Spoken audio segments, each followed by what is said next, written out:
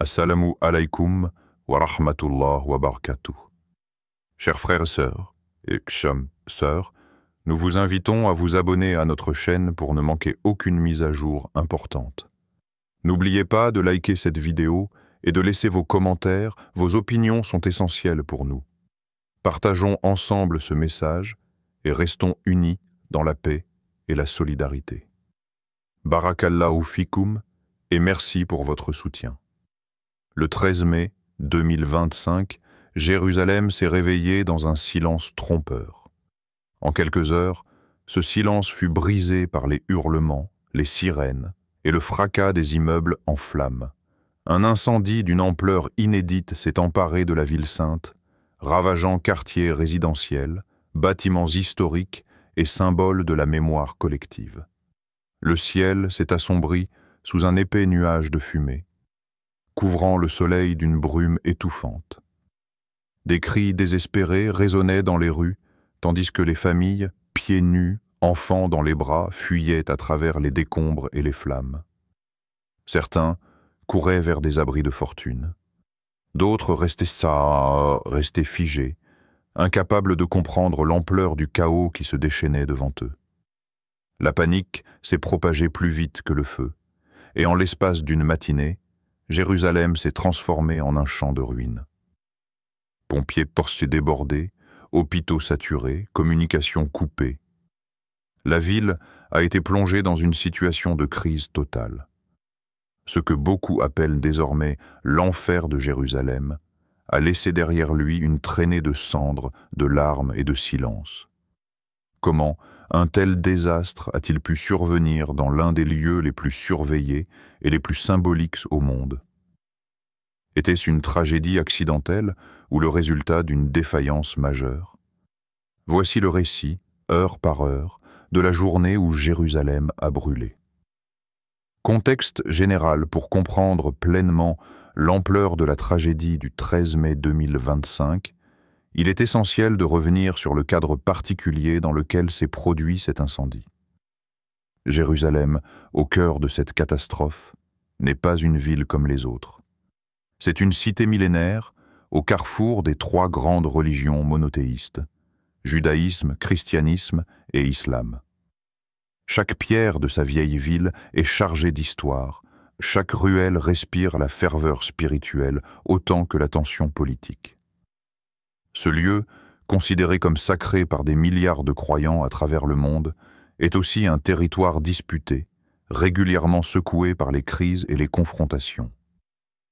En mai 2025, Israël traverse une période particulièrement instable.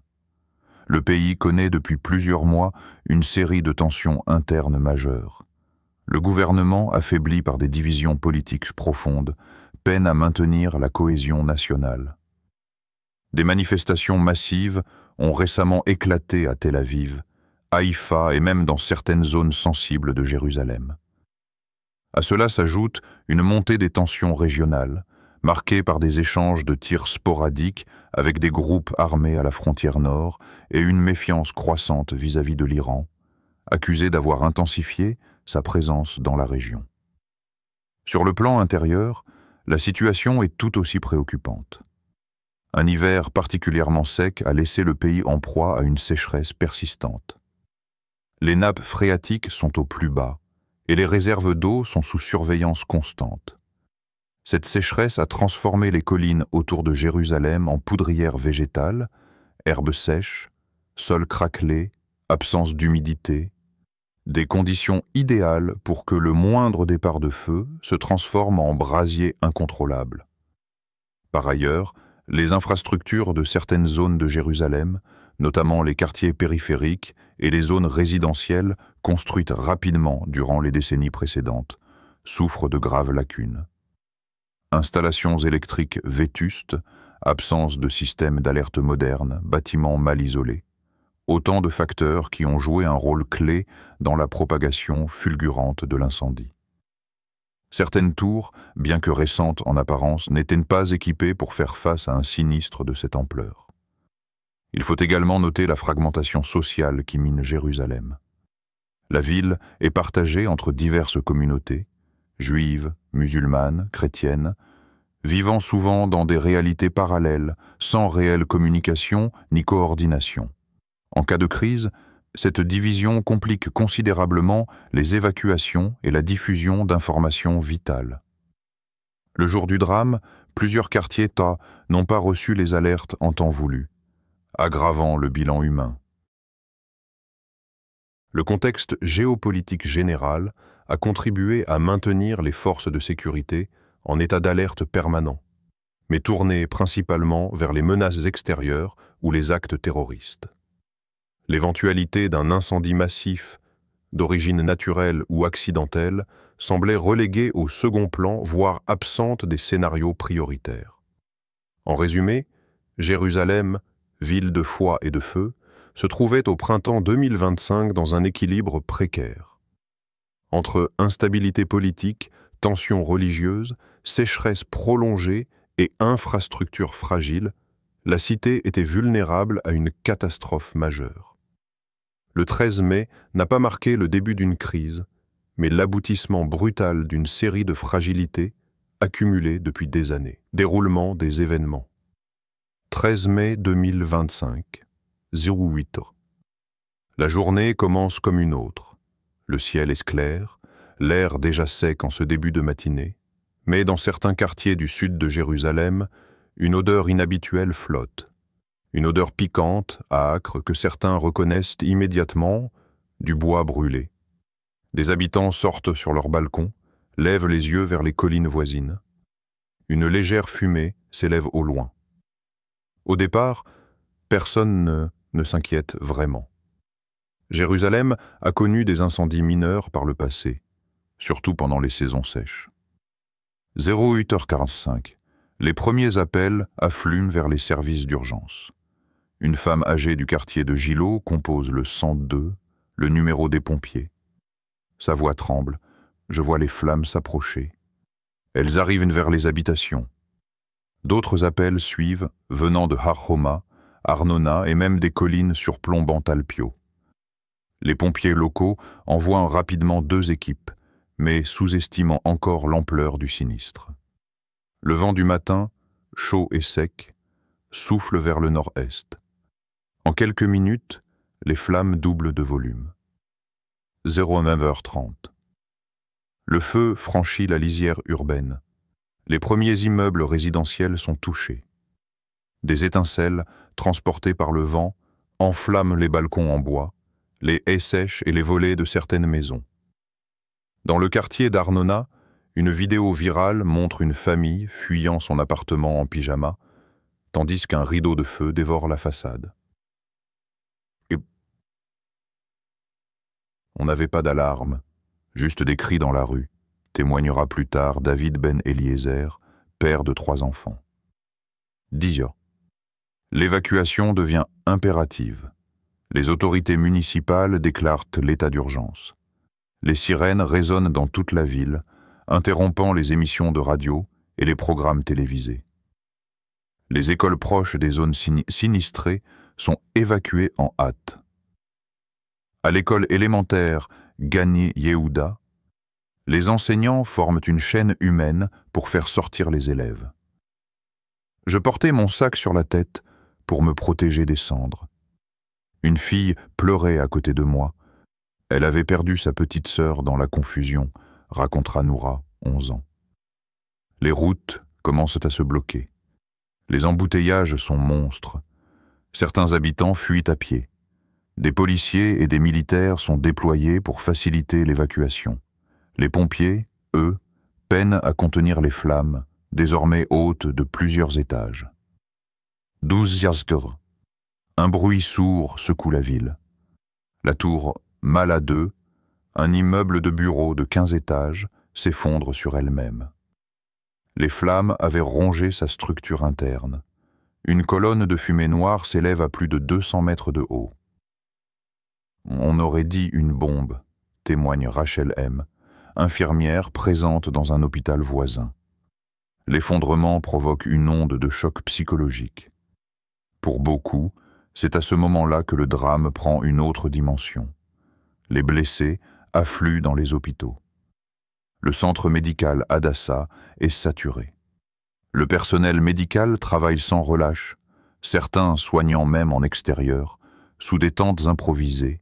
Des médecins militaires sont appelés en renfort. 14h. La ville est plongée dans l'obscurité. L'électricité est coupée dans plusieurs quartiers. Des transformateurs électriques, pris par les flammes, explosent les uns après les autres. Les ascenseurs cessent de fonctionner, piégeant des résidents. Les feux tricolores s'éteignent, provoquant des accidents en série. Les réseaux téléphoniques sont saturés. Les sirènes deviennent l'unique moyen d'alerte audible. Les images prises par drone montrent un rideau de feu encerclant la moitié sud de la ville. Les services d'urgence sont débordés. Les appels à l'aide se multiplient sur les réseaux sociaux. Des citoyens forment des chaînes solidaires pour faire sortir les plus vulnérables. Le gouvernement israélien ordonne l'envoi de renforts depuis Tel Aviv et Haïfa. Plus de 200 pompiers, 80 véhicules spécialisés et plusieurs hélicoptères bombardiers d'eau sont mobilisés. Mais la progression est lente.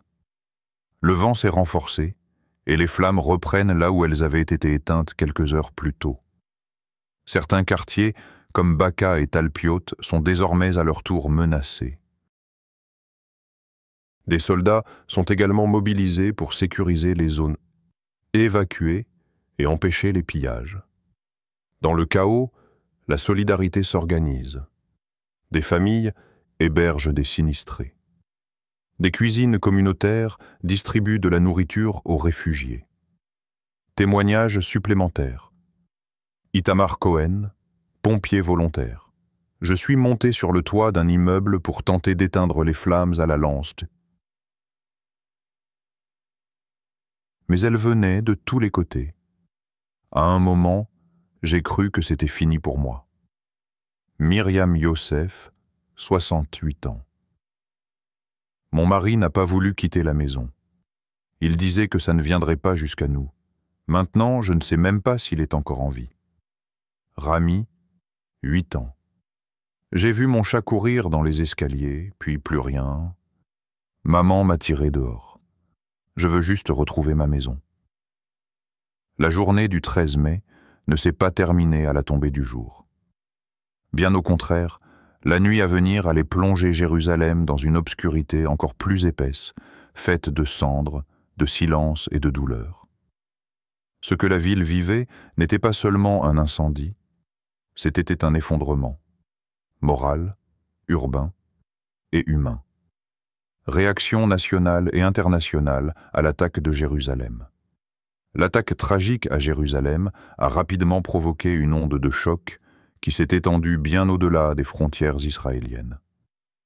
Le caractère brutal de l'événement a suscité une multitude de réactions venant des autorités nationales, des organisations internationales, des pays voisins et des communautés religieuses, sans oublier l'impact des médias internationaux qui ont largement relayé les événements. Déclaration du Premier ministre israélien. Le Premier ministre israélien, Naftali Bennett, a immédiatement réagi après l'attaque. Dans une déclaration diffusée à la presse, il a exprimé sa solidarité envers les victimes et leurs familles.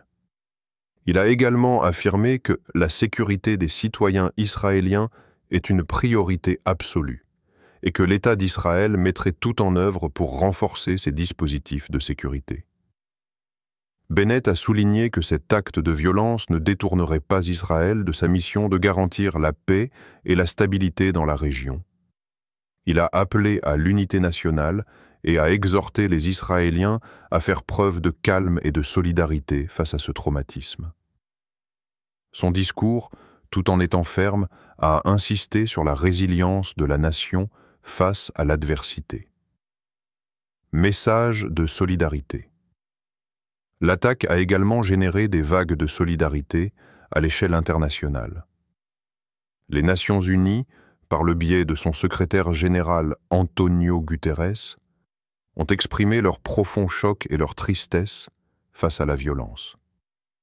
Guterres a souligné l'importance de préserver le droit à la sécurité de tous les peuples, tout en appelant à une désescalade des tensions dans la région.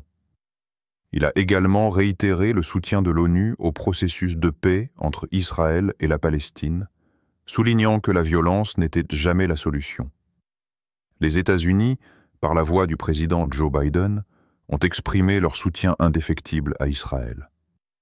Biden a assuré que les États-Unis se tenaient aux côtés de leurs alliés israéliens dans ce moment difficile, réaffirmant l'engagement américain envers la sécurité d'Israël. La France, de son côté, a également manifesté sa solidarité. Le président Emmanuel Macron a exprimé ses condoléances aux familles des victimes, tout en appelant à une réponse mesurée pour éviter toute escalade de la violence. Les pays voisins d'Israël, notamment l'Égypte et la Jordanie, ont également réagi avec prudence, appelant à la désescalade. Le ministre égyptien des Affaires étrangères a exprimé son désaveu total de toute forme de violence, tout en plaidant pour une solution pacifique et diplomatique au conflit israélo-palestinien. De son côté, la Jordanie a réitéré son soutien à la création d'un État palestinien indépendant, appelant à un dialogue constructif entre toutes les parties concernées. Réaction des communautés religieuses.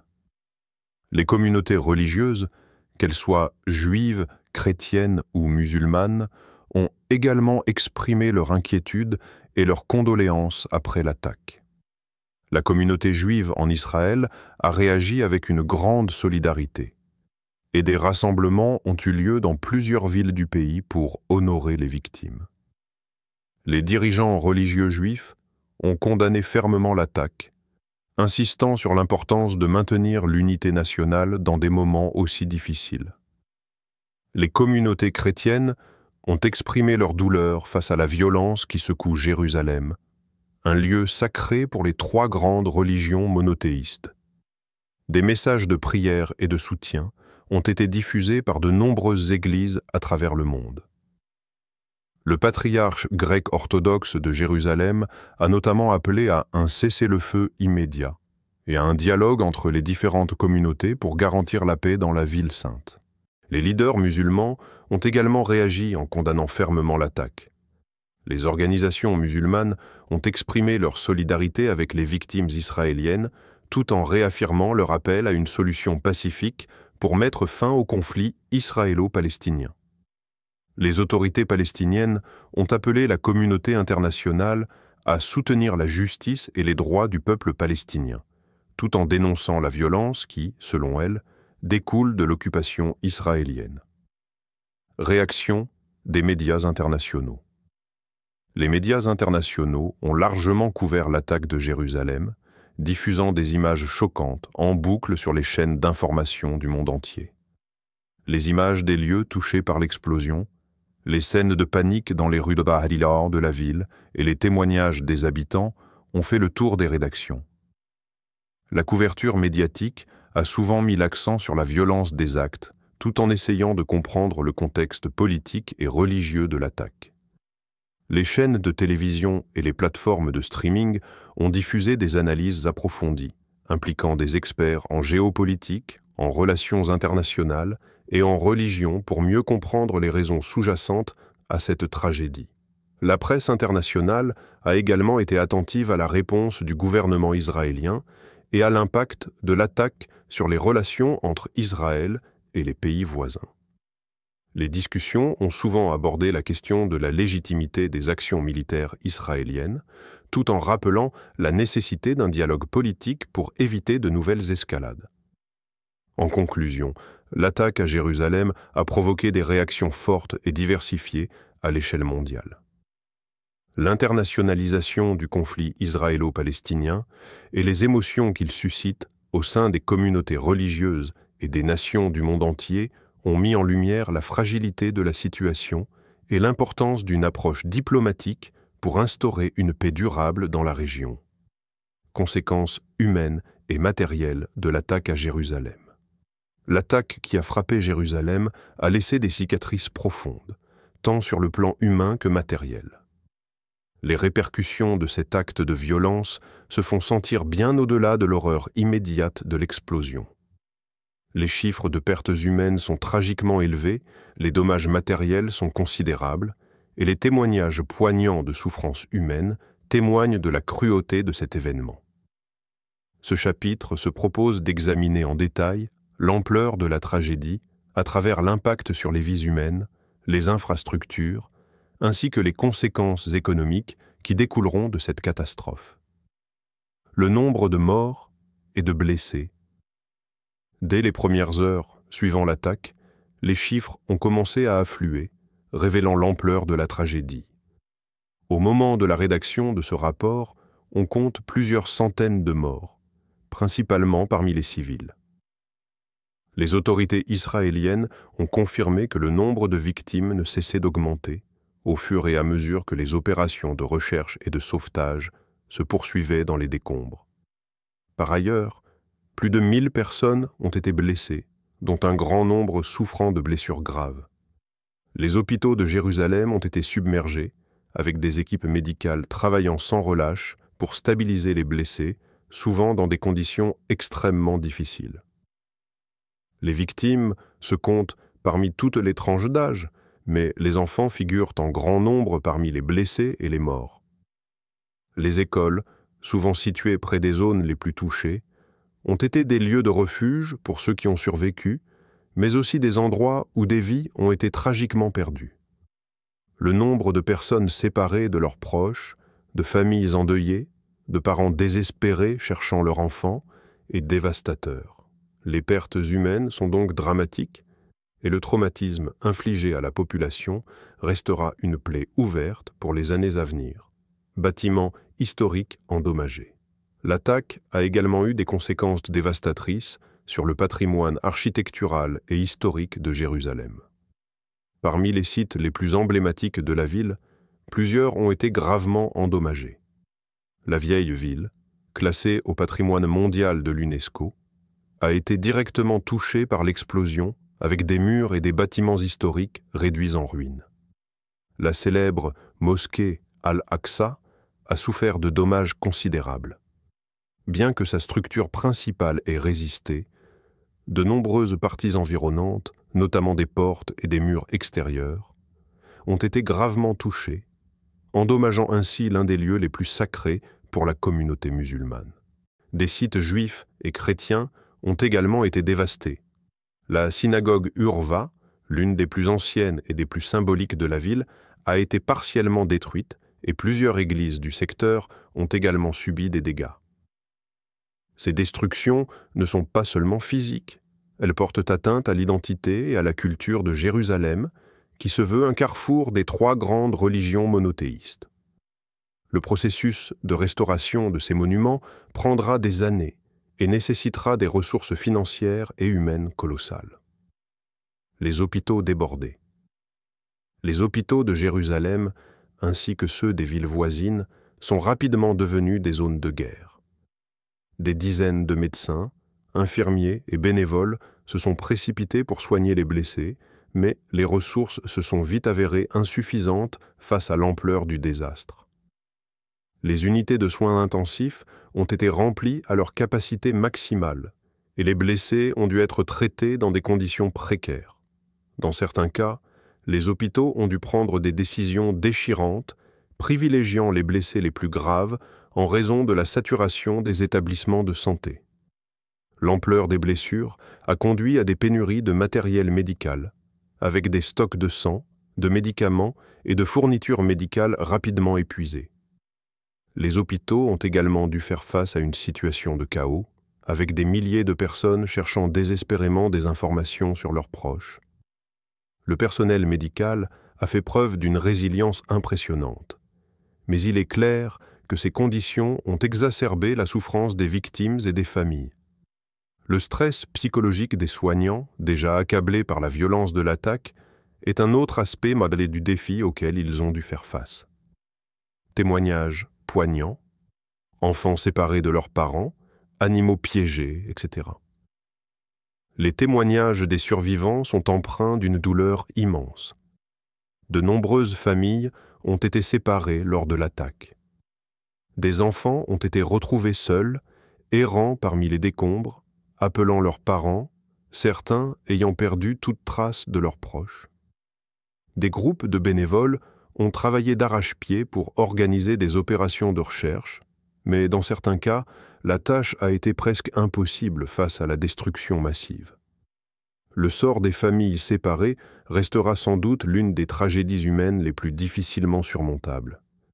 Certains habitants ont également témoigné de la perte de leurs animaux domestiques, restés piégés sous les décombres des immeubles effondrés. Les animaux, souvent considérés comme des membres à part entière de la famille, ont provoqué des scènes de désespoir parmi ceux qui cherchaient désespérément à les sauver. Ces images de souffrance ont profondément marqué les survivants et renforcé le sentiment de désolation qui a envahi la ville. Estimation économique, pertes en milliards. Reconstruction, l'impact économique de l'attaque est colossal. Les pertes directes, liées aux destructions matérielles, aux infrastructures et aux bâtiments endommagés, sont estimées à plusieurs milliards de dollars. Les autorités israéliennes ont déjà commencé à évaluer les coûts de la reconstruction, et il est probable que ces estimations augmenteront au fur et à mesure que les experts analyseront les dommages dans les mois à venir. L'impact sur le secteur touristique, vital pour l'économie de Jérusalem, est également énorme. Les sites religieux, désormais en ruine, attireront beaucoup moins de visiteurs, ce qui affectera l'ensemble du secteur du tourisme. De plus, les coûts liés à la prise en charge des blessés et à la réhabilitation des survivants représenteront une autre charge financière lourde pour le gouvernement israélien. Les hôpitaux, déjà saturés, auront besoin d'investissements importants pour faire face aux besoins médicaux à long terme. Les autorités ont d'ores et déjà annoncé qu'un plan de reconstruction sera mis en place, mais la tâche s'annonce ardue. Elle nécessitera une coopération internationale et des investissements à long terme, et la reprise économique de la région prendra probablement plusieurs années. Les effets secondaires de cette tragédie sur la société israélienne et palestinienne seront également longs à cicatriser, et il faudra beaucoup de temps avant que la normalité ne soit rétablie dans cette région du monde. L'attaque à Jérusalem a eu des conséquences dramatiques tant sur le plan humain que matériel. Les pertes humaines, les souffrances des blessés, la destruction de bâtiments historiques et le débordement des hôpitaux marquent le début d'une longue période de deuil et de reconstruction. Les impacts économiques, à court et à long terme, sont tout aussi significatifs. Cependant, au-delà des chiffres et des matériaux, ce sont les vies humaines, les familles brisées et les communautés traumatisées qui resteront à jamais marquées par cette tragédie. A laissé des cicatrices profondes, non seulement dans les rues et les monuments, mais aussi dans les cœurs et les esprits de ceux qui ont été témoins de la violence dévastatrice. Le nombre de vies perdues, la souffrance des blessés, les destructions matérielles colossales et la douleur des familles dévastées sont autant de preuves de l'intensité de la tragédie qui a frappé cette ville mythique. Mais au-delà de la douleur immédiate, c'est la fragilité de la paix et la vulnérabilité de la région qui ont été mises en lumière. Si Jérusalem, symbole de la coexistence de trois grandes religions monothéistes, peut être ainsi secouée, alors quel avenir attend le monde entier? Face à cette catastrophe, l'appel à la paix ne peut que se faire plus pressant. La violence ne mène à rien d'autre qu'à la souffrance, et les cycles de représailles n'ont jamais apporté de solution durable. Au contraire, c'est la voie du dialogue, de la compréhension mutuelle et de la réconciliation qui doit être privilégiée. La communauté internationale a la responsabilité de soutenir les efforts de reconstruction, non seulement des bâtiments, mais aussi des liens humains déchirés. Le processus de guérison est long et difficile, mais il était nécessaire non seulement pour Jérusalem, mais pour la stabilité de toute la région. Dans cet instant de désolation, un message fort doit être lancé. La vigilance est essentielle. Les autorités israéliennes, palestiniennes et internationales doivent unir leurs efforts pour éviter que de telles tragédies ne se reproduisent. La reconstruction, tant matérielle qu'humaine, devra être une priorité absolue, non seulement pour redonner espoir aux survivants, mais aussi pour construire un avenir plus serein pour les générations futures. Mais une question reste en suspens, une question qui touche l'avenir même de cette région dévastée. Était-ce un simple accident ou le signal d'un avenir encore plus sombre? Les événements qui se sont déroulés à Jérusalem nous obligent à réfléchir profondément. Ce drame est-il un moment isolé dans l'histoire de cette ville, ou un signe avant-coureur de tensions encore plus graves à venir? La réponse à cette question pourrait bien déterminer le cours des événements à venir et la direction de la paix ou de la guerre dans cette région en perpétuelle instabilité. Ô Allah, toi le Tout-Puissant, le Miséricordieux, nous te demandons humblement de nous accorder ta paix et ta protection. Nous te prions pour tous ceux qui souffrent, qu'ils soient victimes de la violence, de la perte ou de l'injustice. Apaise leur cœur et accorde-leur la patience et la force pour surmonter les épreuves qu'ils traversent. Ô Seigneur, fais en sorte que la lumière de la paix éclaire nos esprits et nos cœurs, que la compréhension et la réconciliation prennent le pas sur la haine et la violence. Guide nos actions vers le bien et fais de nous des instruments de ta miséricorde. Ô Allah, toi qui es capable de tout, protège ceux qui en ont besoin, guéris les malades, réconforte les affligés et accorde à tous la sécurité et la prospérité. Fais que la paix règne sur la terre et qu'elle commence dans nos cœurs. Nous te confions ce monde et toutes ses épreuves, car tu es le meilleur des protecteurs. Amin.